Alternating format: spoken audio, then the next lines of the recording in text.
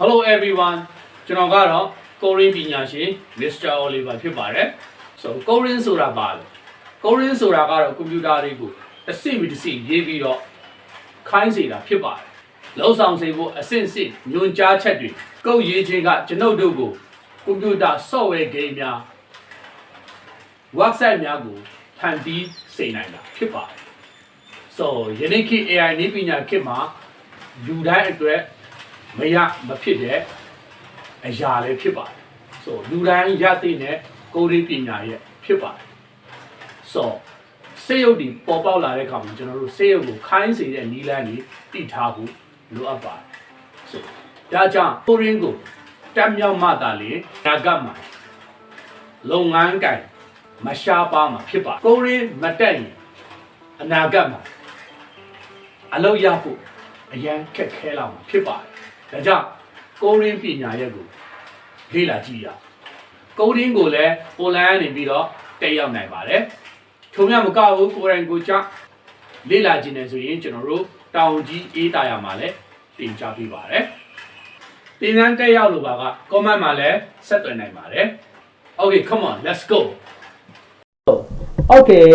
so ကျွန်တော်တို့ပထမဆုံးတွေ့ရမှာကအခြေခံအကျဆုံးပေါ့နော်ဒီကုန်းရင်းမှာကအခြေခံအကျဆုံးကနေပြီးတော့ကျွန်တော်တို့စပြီးတော့လေ့လာသွားမှာဖြစ်ပါတယ် so ဒီမှာကတော့ number 1လေးကိုရွေးချယ်လိုက်မယ် so သူကဆက်သွားပြီးမှာဖြစ်ပါတယ် so ဒီနေရာမှာကျွန်တော်တို့ပထမဆုံးသင်ခန်းစာမှာကျွန်တော်တို့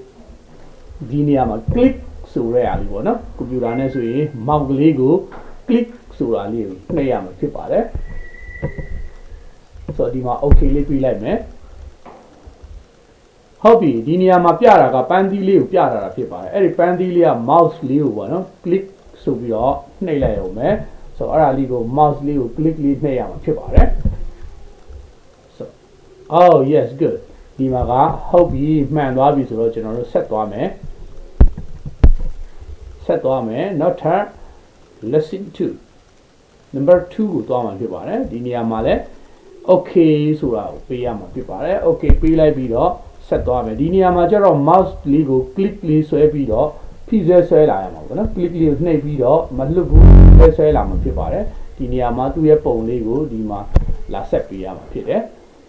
yes good အောင်ပြန်သွားမယ် okay so နောက်တစ်ခုကိုပြန်သွားမယ်နောက်တစ်ခုမှာကျတော့ဒီ key ကလေးကိုပေါ့နော်ဆက်ပေးရမှာဖြစ်ပါတယ်ဒီနေရာမှာကတော့ဆွမ်းနာက mouse လေးကို click သုံးတာပြီးတာနဲ့ mouse လေးကို click ဖိပြီးတော့ဆွဲလာရတာကိုတွေ့ရတာဖြစ်ပါတယ်ဒီနေရာမှာကျတော့နည်းနည်းလေးအုံနောက်ကိုသုံးရမယ်ဒီမှာကခီးလေးကိုအရင်ဆုံးလာဆက်ရမှာဖြစ်ပါတယ် so yes good မှန်ပါတယ်ကျွန်တော်တို့ဆက်သွားမယ် so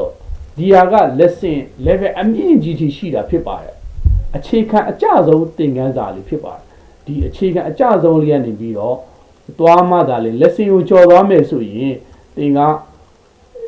lesson အမြင့်ရောက်တဲ့ခါကျရင်အခက်တွေ့စီမှာဖြစ်ပါတယ် lesson တွေကိုကျော်သွားလို့မရပါဘူး so ကျွန်တော်တို့ဒီ scene လေးကိုကျွန်တော်ပြန်လာဆက်မယ်အပေါ်ဘက်လည်းမှာလာဆက်ရမှာဖြစ်ပါတယ် click လေးကိုဖိဆွဲပြီးတော့လာဆက်မှာဖြစ်ပါတယ် yes good so